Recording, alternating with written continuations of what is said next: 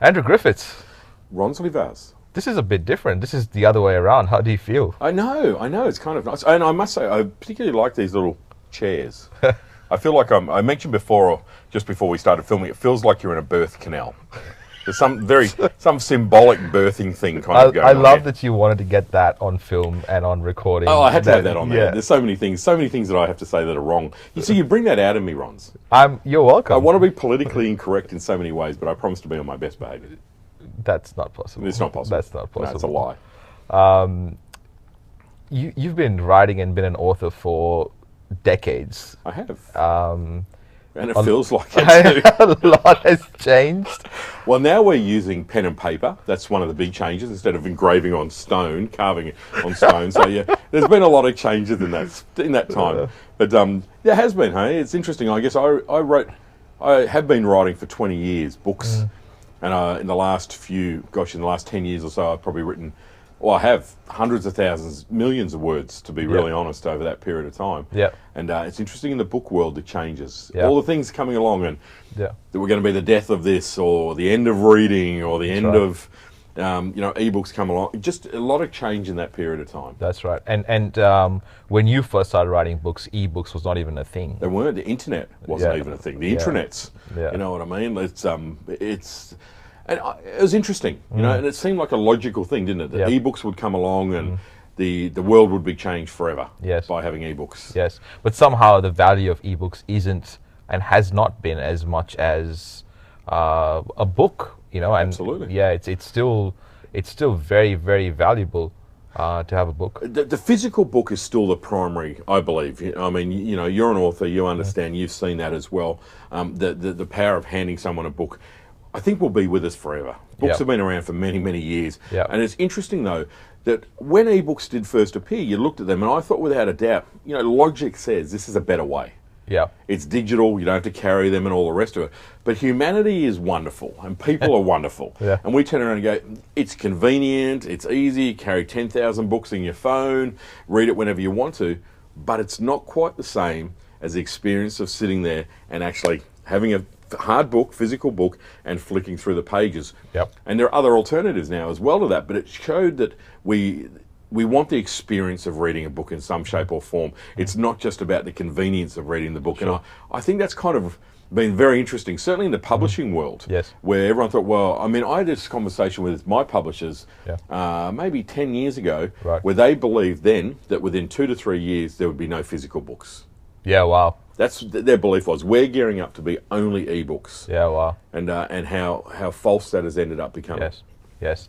So, with the changes in how books have evolved, books have always been, I suppose readers have always been a very small crowd in comparison to the rest of the population. I mean, there have been very few readers. And do you feel like that, in terms of reading a physical book, do you feel like that those people are getting smaller and smaller with, the mobile being in your pocket and you seeing everyone check their phone? I was at the executive lounge the other day and everyone was on their phone. There was not a single person that was, not on their phone. And today when I just parked my car, they were giving away the Sunday Mail for free and no one wanted it. Huh. So, I mean, the question, I suppose, is the number of people that are actually reading books reducing, and is the power of the book purely a credible, as you put it, a glorified business card? I don't think so. I think more people are reading books than ever. In fact, I believe that very much. And Australia has the highest rate of book readership of any country in the world. Yeah, right. Which is pretty interesting when you think about it. There's a lot of reasons why people are reading more books. And I think we're actually just reading a lot more in general. Sure. Because we're always reading, we're reading social media, we're, even emails. Average person reads and writes sometimes up to 5,000 words a day through emails. You start thinking about those numbers and it's quite extraordinary. But without a doubt, books are on the rise. Physical books are coming back. Amazon's opening a bricks and mortar bookstore. Yes. That in its own right is saying the demand for people to go into a bookshop and browse. So they've kind of, ebooks came along, the global financial crisis hit, and bookstores were closing down. We saw in Australia Borders left, and many bookstores closed. But now they're coming back, and again, I think a lot of that is people want the experience. Yeah. They're looking for information. The value to us as authors is more powerful than ever. Yeah. Without a doubt. I certainly feel that a book is more powerful now, even than it was when I first started writing 20 years ago, and there weren't anywhere near as many authors. Yeah. It's different, and I think the ebook will always be here. It'll always serve a purpose. It'll always be there, but the way that we want to take the information in is changing. Sure. And of course, that's where one of the reasons we're here today is talk about audiobooks. Yes. Yes. And that to me is very, very interesting how that experience is changing. Yeah, that's what I feel. I mean, I don't feel like people are not consuming books. I feel like people are consuming content more than ever. I just feel like people are not reading books, physical books, as much. Like, so I'll give you an example. I've had the Key Person of Influence book on my desk for 3 years now, maybe 4 years. I've paid over 12 grand for the incubator course, done the whole course, never read the book. However, the week it came out on Audible, I listened to it twice, and in the next week, I listened to the other 2 books by Daniel Priestley. And I'm not sure whether I'm the trend or whether that kind of behavior is the trend, but I just feel like more and more we have stacks of books. We have stacks of books in our homes, but there's this initial inertia to go and open a book and start consuming it. Like back in the day, I suppose I used to read books, entire books from cover to cover, and love it. Yeah. Love that experience. Yeah. I think it's a really interesting kind of a point, mate. I look at it and go, I'm the same. Like, I buy books on Kindle, I buy many physical books, and I also listen to audiobooks. Yeah. So I guess I absorb information from as many places, and I think there are different types of people. Sure. I meet plenty of people now, and a lot more than I have recently, in the last few years. Now I meet far more people who only listen to Audible books. That's all they do. And that's their lifestyle. And it's not a young thing or an old thing, to be really honest. I met someone yesterday, 60. I only listen to audiobooks. You know what I mean? I can put it on, put it in the background, listen to it, whatever it is I'm doing. And yet I'll meet plenty of, people 20 that are saying I just do audiobooks. But in the same vein, I meet plenty of 20-year-olds who just buy books. Sure. And it's really interesting. So I don't think there's an either or, but I think the overall trends are we're reading a lot more. Yes. We want a lot more information, and we put a lot of credibility on authors. Yes. Yes. And rightly so. Yes. Someone's got the gumption to write a book and make a book and all the rest of it, then that's really important. Now, interestingly enough, I think that an audio book is a standalone. Like, why have a physical book? Just have an audio book. Yeah. I personally don't think that will work as well. I think you still need the physical book as a part of this. Oh, absolutely. I mean, but interesting. But why? Yeah. Well, you're absolutely right. It's like someone writing an ebook, and just an ebook. The credibility of that ebook goes down straight away. But it's even less with an audio book when you think about it, because at least with the ebook, it's a book structure that we're kind of used to, right? With an audio book, it's just listen. So you would imagine that why couldn't it be a standalone? Why couldn't you just do an audio book and not even do a physical book? Yet it doesn't work. And that's really, for me, again, one of these intriguing things. But without a doubt, the one trend that I'm seeing that there is, well, 2 trends that I'm seeing, and I know exist, are one, people are buying more physical books. Yes. And the demand for audio books is going through the roof. Yes. Absolutely going through the roof. Yeah. And I think that's all a part of our instant, downloadable, I want to listen to it now, convenience. I'm at the gym, I want to listen to something. I'm driving my car, I want to listen to something that's, I'm traveling, I want to listen to something. Yeah. And so really, an ebook, in some respects, is really only as convenient as a physical book. Exactly. Still got to have a different kind of device, and you still got to flick through pages. Yes. So an audio book fills a different gap. Yes. And it's interesting how ebooks became more popular than audio, and now audiobooks are kind of catching up. But it's like podcasting.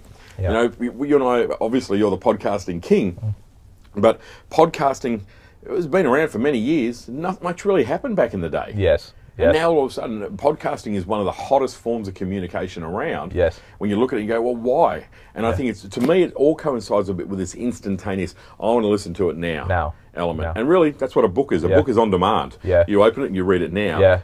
But an audio book just opens the opens the possibilities. Because the phone's in your pocket already. The phone's in your pocket. Yeah. And you would walk up and down an aeroplane. So I spent half my life in aeroplanes. And I remember I'd walk up and down and you'd see, row, there's someone with a book, a couple of Yes. people with a book. Yes. And if it was one of your books, it was extra special. Yes, right? yes. But you see lots and lots of people. Then you started to see people with Kindles. Yes. And you still see Americans with Kindles. You don't Yes. see a lot of Australians with Kindles.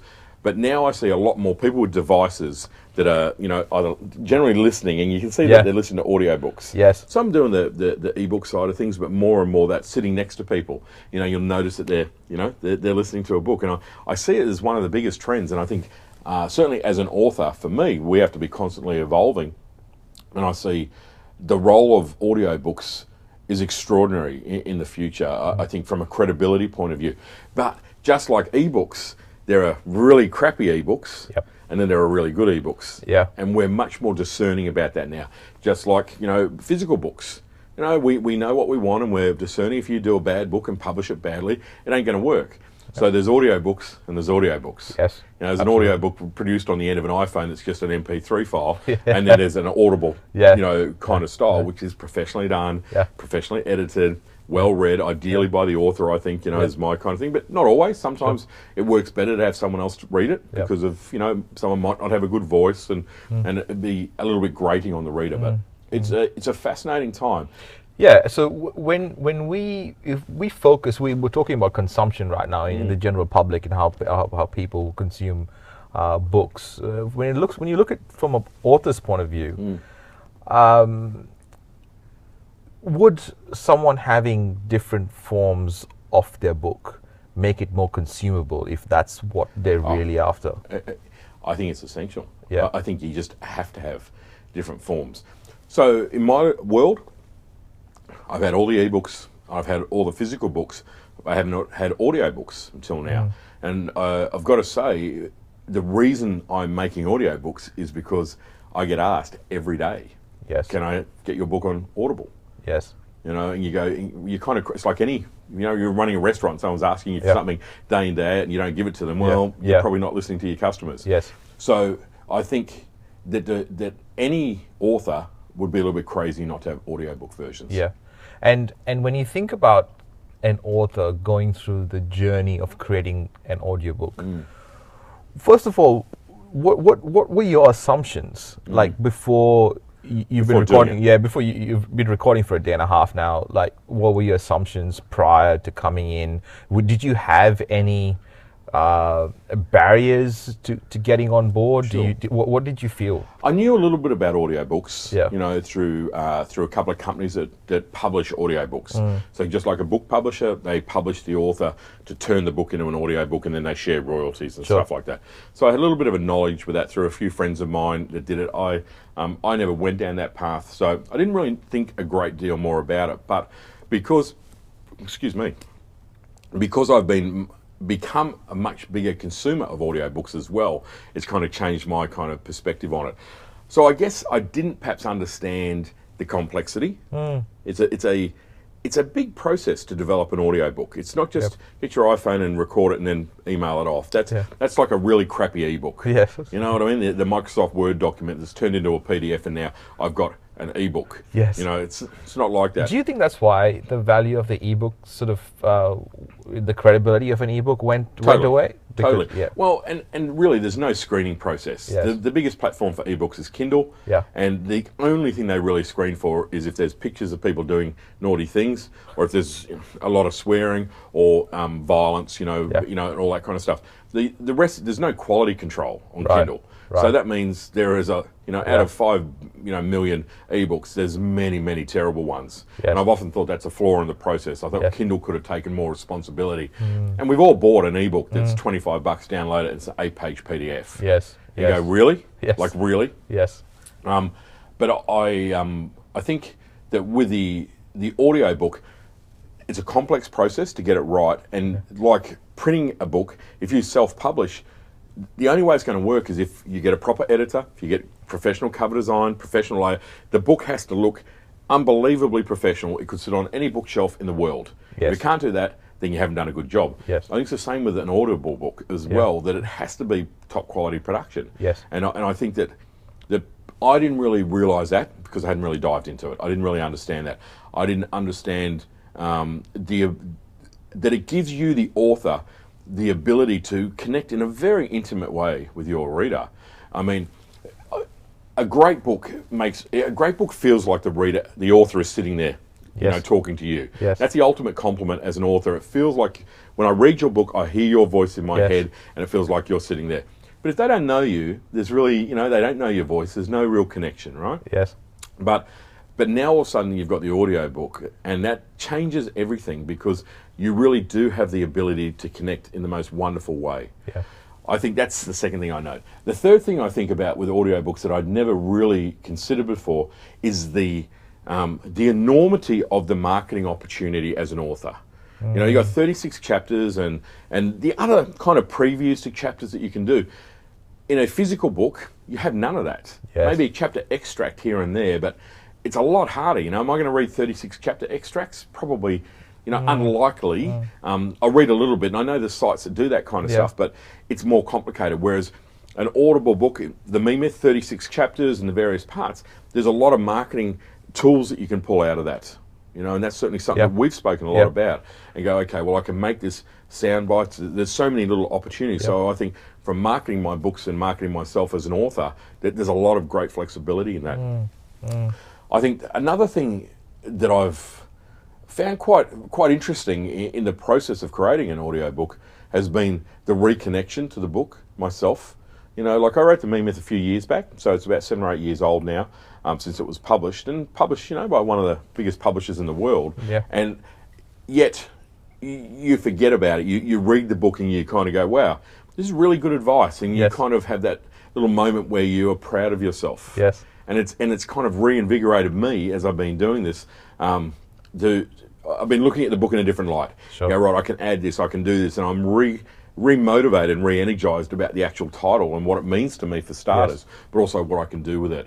And and you put all that effort, energy, money into writing and publishing a book, it's kind of, I think we waste a lot of it. I think we waste a lot of the opportunity. We go hard for a year or two and then we move on. Yes. Whereas I believe we can get a lot more life out of a book than that, depending on the topic, of course. Sure. So I think that's normally the biggest issue with anything that we create in business. We think that creation is the be all and end all, but it's only the start. Whether it's a podcast, a blog, a book, a business, I still find it extremely weird when I meet a business owner that says, we don't market, we get all our customers through referral. And I feel that's the dumbest line in business for me personally. Whereas people have it as a sense of pride, don't they? It is a sense of pride. We're awesome because we just do word of mouth. Exactly. I just say to them, I said, that just means you're doing your job. Do you want a cookie? It's like you saying, I'm a father, I take care of my kids. You're supposed to. Yeah, that's your job. That's low expectation. And I feel the same with books. I mean, authors, we put so much of effort. I mean, you've done it so many times. I've done it once, and I know the effort that goes through getting your thoughts in a clear manner out. It's incredible. It's an emotional, mental, physical journey. And a lot of the authors just have their books lying in boxes in their garage. For me, as you know, I teach people to write books, and I've helped hundreds of people to write their first book. And the reality is that very few authors will do what it takes to be successful as an author. Why do you think that? Because it's hard. Yeah. I think it takes effort and energy. I mean, I didn't know if I knew how hard it was, I probably wouldn't have done it. And even that was my books initially were all through publishing companies. But I also, even with them, thought, it's all their responsibility. Until they had a long, hard conversation with me, and they said, dude, we publish it. You want a Ferrari, it's up to you to make it work. I go, but doesn't it just arrive now that the box is... But I mean, all the author training that I do, and all the authors I know, so many authors around the world, people don't treat it like a business. Yes. They don't give the book the love and the attention it takes as a product. So if you've got a training program, or if you've got a restaurant, whatever, any kind of business, you're an accountant, you've got to market yourself. Yes. So you've got to market your book. And I use this line that you've heard me say 100 times. I work to market and leverage my books every single day, of every single week, of every single month, of every single year, of every single decade. And that's, people say, well, how are you successful as an author? I say, just do that. Yes. So for me, I learned very, very quickly that if I'm going to be successful in this space, and I decided that I wanted to be, that was a really big thing for me. I kind of liked this book writing caper 20 odd years ago, and I went, okay, well, I've got to be successful. I went out and I researched Tony Robbins, Zig Ziglar, Louise Hayes, the Fish Book guys, the bloody Jack Canfields, and I interviewed them if I could stalk them enough, and I find out why they've been successful. And it's because they all carry their books with them and they all promote. The guy who wrote the book, the Fish Book, about the Seattle fish markets, Pike Street markets, a great book. I've seen him a number of times. He's a really nice guy. Steve, I forget his surname now. So how come you've been successful? And he said, mate, I've done 350 presentations in the last year. Yes. And every single one, I've got a suitcase full of books that I go to.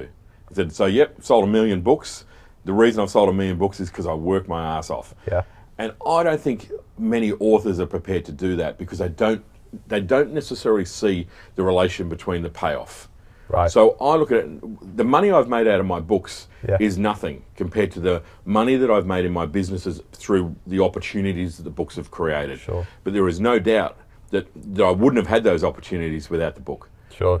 Or without the books. And I think you asked me a great question, like why don't all authors see that or get that?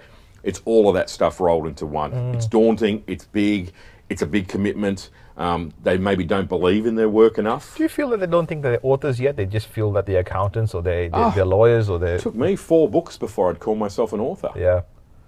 My publishers at the time, I probably told you this, they gave me this metre-long business card with author written on it because I didn't think I was an author. I kept saying, well, I'm not Ernest Hemingway. I'm not a real author. Yes. And they go, well, so what's a real author? Yes. I go, well, one of those famous people. So they put my books, here's 4 books, here's 250,000 words, published. This one sold 100,000 copies, whatever it might be. What do you need to do? You've sold more than that famous author that you're talking about in terms of your books. Yes. Yeah, but it's not a real book. It's not a literary piece of work. And I undervalued it until they slapped me around enough and said, well, when are you going to call yourself an author? Do you think it comes from a sense of humility, or is it something that is put into place so that we don't run away and think that we are God's gift to words? I think it was probably the opposite for me. I don't know. It's humility now. Yeah. Back then, it was probably self-worth, not thinking that my work was that good. Insecurity. I didn't really perhaps value it. It was just my ideas. Yes. My stuff was pretty simple. 101 ways to market your business or whatever. And it was like I'm just saying what I saw and what I experienced and my stories. And I had no marketing degree, no qualifications. So for me, it was a little bit like, well, who am I to kind of say this? But I wasn't trying to preach. I was just trying to say this was what I have realised, and that worked. That was it for me. Not so much a humility thing, more of a, I don't know. I perhaps didn't have confidence in it, Ron. Do you feel like we don't give ourselves enough? We don't value the things that come most naturally to us. Oh, I think... And that's probably why. I think we all do that. Yeah. And it's one of my greatest realizations in the last few years, through teaching people to write books, teaching people to be a speaker, teaching people to do business better. All I do is kind of teach them what I do.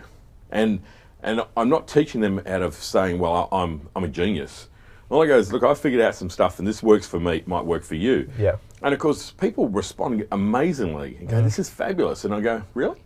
And I'm constantly surprised by that because I didn't really see the value in it till people said, oh, could you teach someone to write a book? Yes. And I remember Daniel Priestley, from talking about KPI, could you teach people to write books? And I'm going, Dan, I don't know how to teach people how to write books. And he said, how many have you written? I think at the time it was like, it was 10, 12, or whatever it was at the time. And he said, so you've probably got a pretty good idea how to write a book. And I go, yeah, I know how to write one, but I don't know how to teach other people. And of course, in Dan's famous words, we're stopping a baby and just deconstruct what you do. Yes. So I deconstructed what I did, and hence we have a program taught around the world. Yes. It's all I do with everything I do. Deconstruct. Yes. How am I as a speaker? How am I as a business owner or whatever it is? And I do think it's one of the greatest tragedies is that we don't value what we do because we don't see anything special in it. Yeah. And authors, often it's the same thing. They don't. This is just what I do. Where's the value in that? Yeah. And I think that when you start to realise the value that what you do is unique and you have your own take and your own unique aspects and your own realisations and all that kind of jazz, there's enormous value in that. Yes. And I spend most of my time trying to help people to see that Yes. about themselves. What you do has enormous value because of how you do it, what you've learned, and your uniqueness in you. But there's 100 people that have written a book on this, but they haven't got those experience. They haven't got that take. They haven't got that unique look that you have to have made it that. And trying to help people to discover that uniqueness about them is really, that's my job. Yes. Whether Yes. it's as teaching them to be a speaker or a business owner or an author or whatever, that's the magical part. Or the best version of themselves, really. Well, hopefully, Yes. for all of us. Yeah. And the reason I'm doing it all is because I'm trying to learn myself to be a Yeah. better author, a Yeah. better speaker, a better business owner, and a better human being. Yeah. You know, so, and we look at life through our own lens, Sure. and we assume that everyone else looks the same, and of course they don't. Sure. I'm going to ask you a very difficult question. Why have you put the trust of your brand and all your work and decided to come through us to do your audiobook, and what's the next step after this? To me, that's a really easy question to actually answer, Ron. It's not a hard question. There's something that I mean, you and I have known each other for quite a while, and we've worked together. You've presented at some of my events around the world, you know, now. And I look at that and I go, you asked me a question, and at the end of anything we do together, and to me, it is the most important and significant question, and you're the only person that's ever asked it. And you asked me, Andrew, did I represent your brand in a way that you were happy with?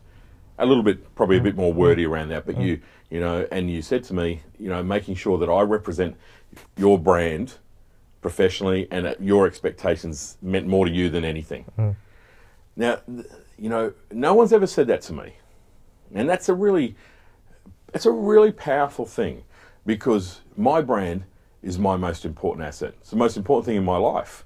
Now, that might sound a bit sad and tragic. I do have a goldfish as well. Let's not get silly here, but the reality of it is, I've spent, you know, 50 odd years, I guess. Yes. You know, if you look at my life, to build my brand, it is ridiculously important to me. Yes. And I will never do anything to damage it. Yes. And I tell you what, anyone who damages my brand, Yes. you know, is, you know, dead to me. Yes. But you asked me that question. So for me to do any work with you is ridiculously easy, purely because I know your number one concern is to make sure that you enhance my brand, you respect the value of my brand.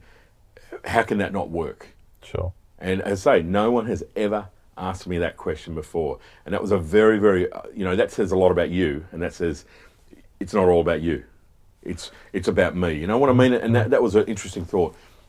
The second thing that the second reason that I work with you and your team, again, is because I think we have similar values, and we have, you know, we have definitely a value alignment.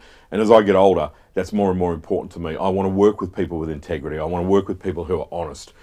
I don't care if people are difficult or hard to work with because they're trying to make things better. In fact, I like that. Yes. You know, I want someone to challenge me. I want someone to tell me to, you know, can you record that again? Can you do that again? Because I'm the same. Yes. You know, if I'm teaching you how to write a book or how to be a speaker, man, I'll push you hard. You know that. Yes.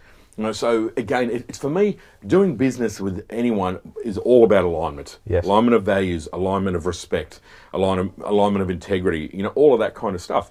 And I look at all of that, and that's important. And the third thing is, I have a lot of friends, a lot of people that I've worked with who I value and respect, who've worked with you and your team, and no one has ever said a negative word about any of the stuff that you do.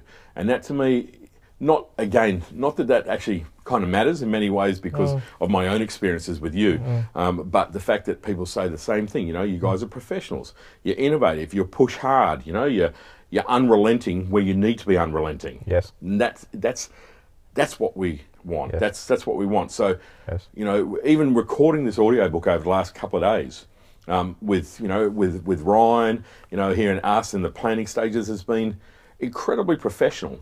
And I wasn't worried in the slightest. I didn't come here saying, oh, you know, I invested money, I invested time, will it be okay? Because I know it will. I don't. What have I got to worry about? Yes. All I got to do is worry about make sure I'm right. I'm more worried that I live up to the game. Yes. than I'm not worried about you guys. I'm worried about me. Yeah, but that's really interesting you say that, because we're more worried about living up to the game as well, I think. But isn't that great? Yes, absolutely, and that's really interesting that you say that. Like, Instead of both of us sitting here going, geez, I wonder if Rons is going to bloody perform, and you're going, but bloody Andrew, what's he going to do? He'll turn up friggin', wearing a bikini, and talking like Donald Duck. It's like, you go, like, okay, that may still happen. It is early. But you look at that kind of stuff and just go, I don't know. To me, as I get older and I do business with more and more people around the world, the trust is huge. Yes. Alignment of values is huge, and that whole... I need to work with people that appreciate the things that are really important to me. Yes. And that's my brand. And in the same vein, because I'm so concerned about my own brand, you're pretty well guaranteed that I'm going to do everything to protect your brand. Yes. Because that's my values. You see, Andrew, for the longest time, I've said this. I'm pretty sure it's in your card that we gave you for your 50th birthday. I want to be the kind of entrepreneur when I grow up, just like you.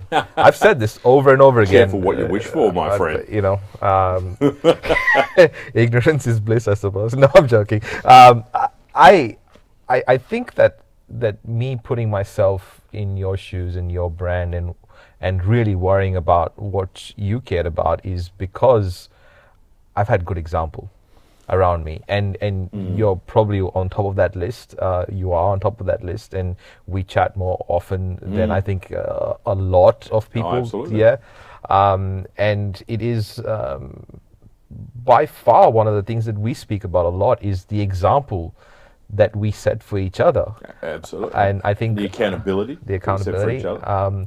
So I thank you for being open, I suppose, to giving me enough opportunity to show that I could be in a position where I cared about your brand. For me, I'm extremely grateful for that opportunity. Now, with you recording your book, what's the next step that what do you see the audiobook doing for you, considering that the Me Myth was written 7 or 8 years ago, that you're saying the book is... I know my parents have a copy of your book. I know a lot of people having a copy of the book that you've given, and people have bought the book and they love the book. Where do you see the audiobook, or what do you see the audiobook doing for the brand?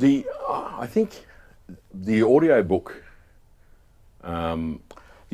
for me has been a missing link, if you like, in my offering in the book space. I think, as I mentioned before, it's reaffirmed to me this is a really good book. Yes. And I know that might sound a bit arrogant. I don't mean it to. I'm really proud of the book, and that's important. It was my first personal development book. It was from my heart. It was a lot about my story. So there was a lot of stuff in there that was significant. I think I run the risk. One of the most important things that we need as authors is we've got to stay relevant. Yes. So I haven't written a book for a few years. I've got a pile coming out in the next 2 years. But I've got to have an audio book. I've got to be seen to be relevant, but also my market is changing. Yes. And the fact that I'm getting asked every day, hey, have you got an audio book? Have you got an audio book? Have you got an audio book? It's kind of crazy if I don't do that. And I need to be. I'm teaching people to write books. I'm at the front of the field. I'm probably the #1 author coach in the country. Yes. In terms of the people that I've helped to write books. I need to be at the cutting edge. I need to be right at the front. So for me, this is as much about learning about the audiobook process as it is of actually having audiobooks. Right. So I'm here really observing you as much as I am, and learning as much as I am, actually having a product offering. Yes. Because, what I'm like, same as you, I want to learn, I want to know. I think it's the beginning of probably the next stage in my authoring world. Yes. Going forward now, a lot of my books I'm co-writing. I'll be doing more audio books. I'll be doing more innovative stuff. I'll be doing much more author training, much more of that kind of stuff around the traps. And I think it was a real gap in my offering. You know what I mean? If you're not careful, you become one of those people, well, when I was a boy, we didn't need these freaking loud, newfangled audio books and their fancy freaking sound.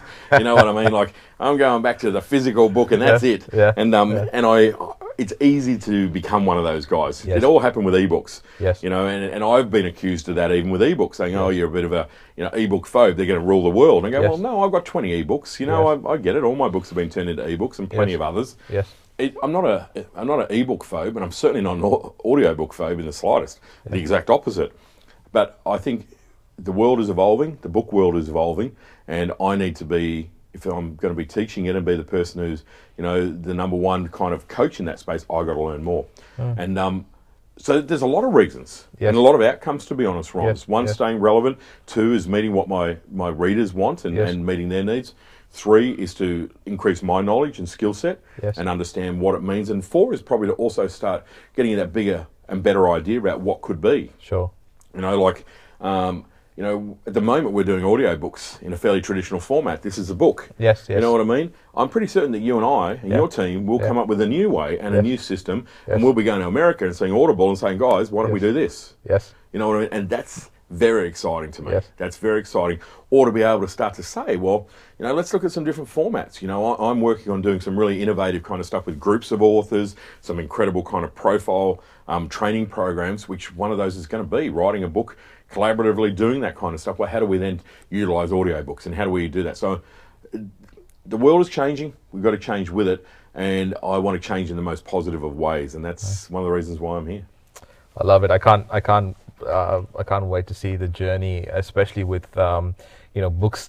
I suppose books that have been around for so long, and taking them and giving them a new life with the way people are consuming content these days. I suppose I can't wait to see where the journey takes you. Thank you for taking me along and taking us along on that journey. Just get started. Yeah. This is, let's have this conversation in 10 years and imagine what it's going to be like then. So of course I'll be owning Amplify by then, and basically be in charge of, hang on, where's that cat? The evil empire. I'll have a dark chair then. It'll be black. It'll be sinister. It's really funny because Rochelle messaged me yesterday and asked me to give you a big hug, and she said, ask Andrew when he's free because we got to set the date for the wedding.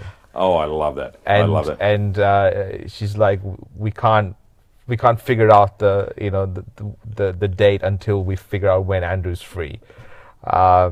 And this gives me a lot of power. Well, what's really amazing? Do you have to be there, or is it just Rochelle and I? It doesn't really matter anymore. You can just video in. You can Skype in. What really gets me is that she loves you as much as I do, and I think that's amazing. So do I, mate. Yeah. So do I. That's very, very special. Thank you, Rons. Cheers. Thanks, buddy.